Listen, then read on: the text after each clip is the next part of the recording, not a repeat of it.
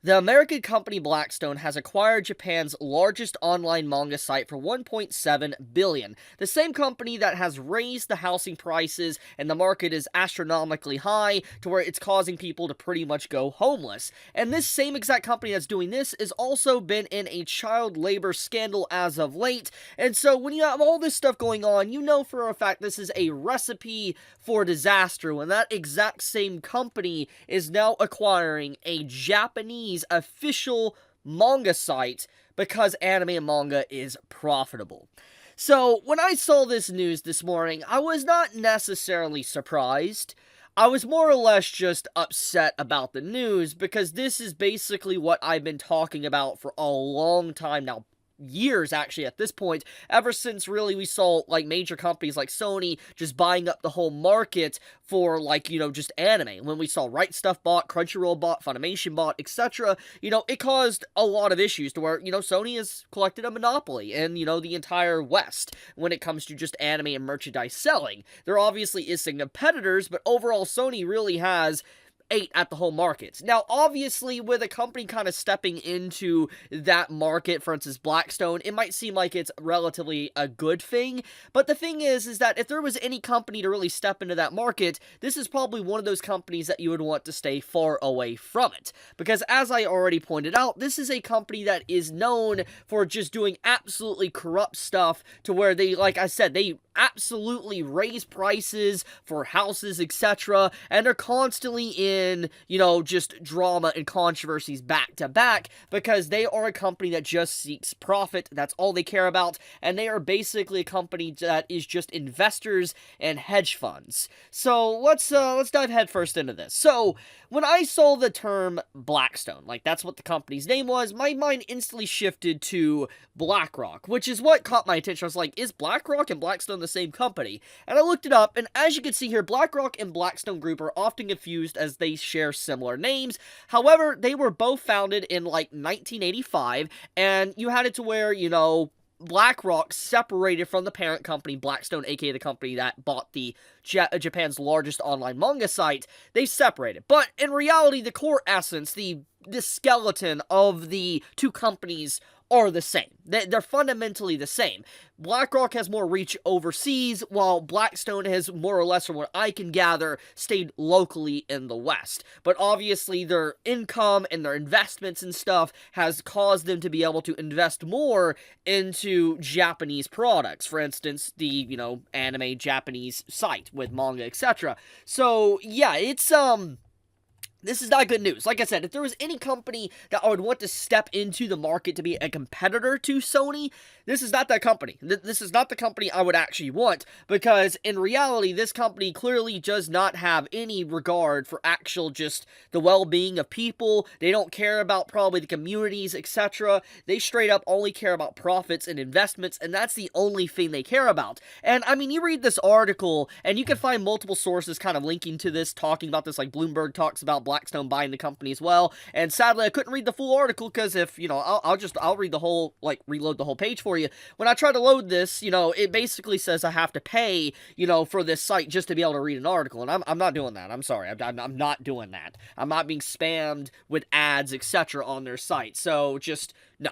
Anyways, this article that was released by Anime Hunch, it came out a few days ago, about almost a week ago, but it's starting to make the rounds. A lot more people are coming aware of it, and I became aware of it as well this morning. And as soon as I found out about this, I wanted to talk about it, because I was just like, this is absolutely crazy.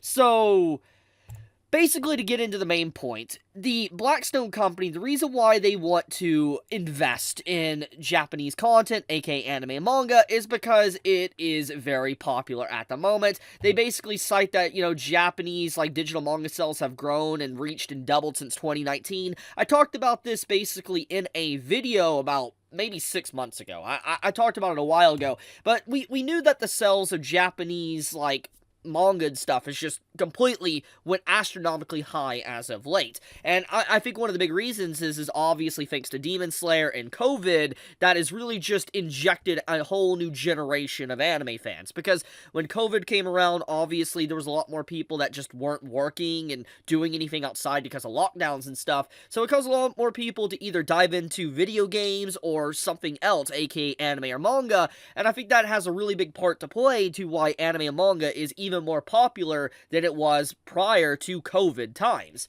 So when you see this, I'm not really shocked about the overall doubling of, like, the cash flow for anime and manga sales. Now, it does highlight that print manga sales have declined, which makes a lot more sense. We have definitely seen more people wanting to dive into digital versions of manga and anime. They don't want to buy physical copies anymore. The same thing can be cited with gaming industry or movie industry and all that, buying BDs, DVDs, etc. It is something that we've known for a while, but obviously it is stated once again here. But again, getting into the main crux of the issue, this company, Blackstone, is straight up investing in Japanese companies because it just sees a way to make money. And they only care about it because obviously, you know, they're highlighting the fact that Japanese companies are making a lot more money now than ever thanks to COVID. And so they're diving into that cash, cow and wanting to make as much money as they can. Now, what exactly did they buy? And let's get into that, because I feel like a lot of people are going to be a little bit confused on what Blackstone bought in terms of Japan's largest online manga site, because obviously when you think about it, many of us that read manga, we read it, I'm going to be blunt, I'm just going to be unfiltered here. If you don't read it from official sources like Viz, etc., or a physical copy, like, an actual physical copy of a manga, what you probably will do is you will go to an unofficial site and, you will read the chapters illegally. I'm not going to judge. I'm not going to get on that moral high ground. It's not my place to judge, because I do read stuff illegally sometimes too. So I'm not in this place to where I can judge people for that. But the point of the matter is you're probably wondering, how would a Japanese site that is going to be strictly just Japanese, I have it actually here, I pulled it up. I have this translated with Google Translate, but this is a Japanese site. It literally has, the actual JP, instead of .com, it's JP. This is a Japanese site, and they host quite a few titles, etc. A lot of titles here, free titles, etc. I'm assuming from what I can gather, this is the equivalent of, Viz Media, but in Japan. It's just you're able to read a bunch of different manga from magazines, etc. online in Japan. And so when you take a look at this, you're like, how would this affect me as someone that either reads the series illegally or reads it through official source Viz or physical media?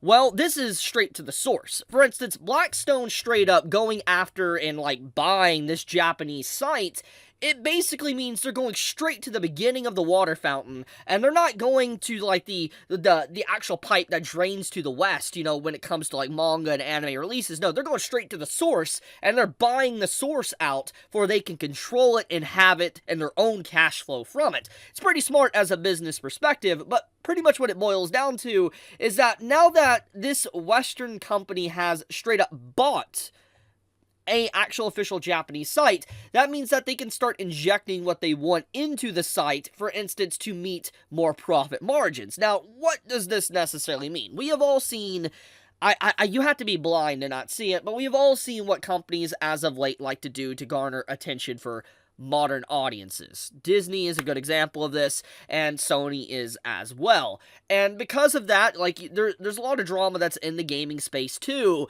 When you have a company like this that clearly is not a company that really understands Japanese culture, it doesn't understand anime and manga, the only thing they understand is that it's making a lot of money, they're not going to care about the actual traditional storytelling of Japanese manga. They might start to inject themes and stuff that really doesn't relate or kind of flow with, Japanese readers over there. And it's going to cause it to where it becomes just a manga or anime for everyone, which means in turn it becomes something for no one. Because the reason why anime and manga has become as popular as it is today is because it always has that little share of weirdness. It's weird. Anime and manga is weird, okay? There is some weird stuff. If I was to, just open up and really search for it, you could probably find some stuff in Assassination Classroom. You could find some stuff in, Ancient Magus Bride, obviously, I have over here. You can find some crazy stuff if you really just want to search for manga. And the reason for that is because that weirdness is very different from what you would expect from normal stuff. When you pick up a book, you pick up a TV show or whatever in the West or whatever, it has these things that you're used to, its typical cliches and themes, but anime and manga do stuff differently, because it's culturally different than what you're used to from stuff like you consume in the West. And it's always had this weird side to it, and it's always been different, not just because of fan service, but just storytelling themes, etc. And with an American company buying said culture, like buying a company that has Japanese culture, they're gonna twist that culture to where it's no longer Japanese culture, it's more in line with what, you know, the West would actually want to read. And I feel like that's a really bad thing, because I feel like it's just straight up, like, I don't know the proper term for it, but I feel like it's just really going to destroy what made anime popular. That's what it's going to do. So it's legitimately scary. Now, I know people are going to be quick to say I'm overreacting, but this is straight up a canary in a mine issue. I want to use the famous term that Asmongold likes to use. It legitimately is that type of situation, because as much as we want to overlook, oh, you're overreacting, etc., once again, this is a company that straight up has raised the housing prices in the West, and anyone that is not blind knows how housing has gotten extremely expensive. Rent is very high. People are getting more and more, like, without houses day by day. For instance, people are becoming homeless, and that's not even getting into the recent controversies with homeless and, like, you know, you can get, like, thrown in jail, etc. for it.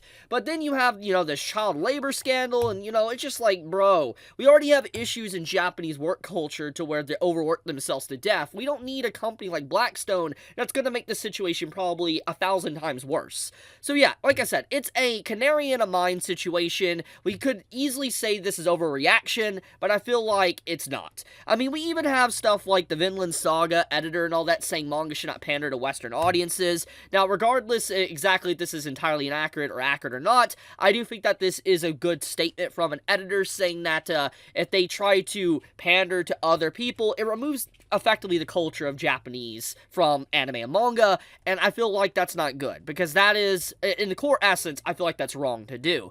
But I'll leave it at that. I wanted to bring this to people's attention. I know some might tell this story better than I did. If there's anything else you'd like to clarify in the comments below about it, please do so. But thank you so much for watching. If you enjoyed the video, do leave a like. It does help me out a lot. Subscribe if you want more of my content to appear in your feed, and hit that bell icon as well. And now with that being said, you have a fantastic day. Chibi out.